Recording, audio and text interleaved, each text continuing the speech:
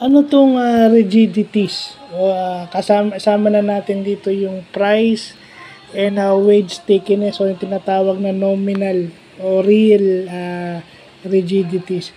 So, ito yung hindi makapag-adjust sa prices.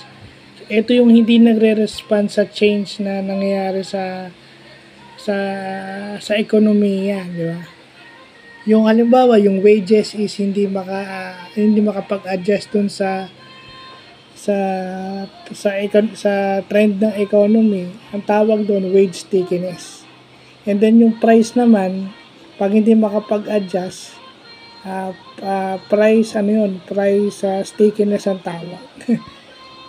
'Di ba? Kasi ang alam ko lang stickiness is dun lang sa sa web, 'di ba? Kasi comsci ako, 'di ba? Pero meron din pala sa macroeconomics na ganyan, 'di ba?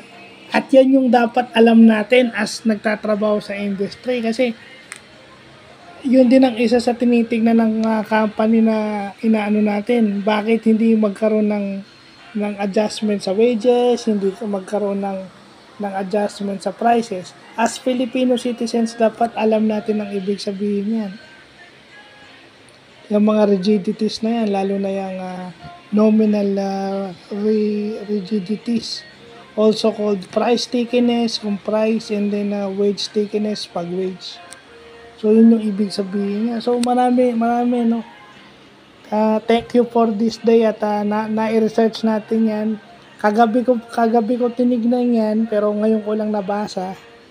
So, thank you for the Lord for letting me know those economic terms, macroeconomic terms. No?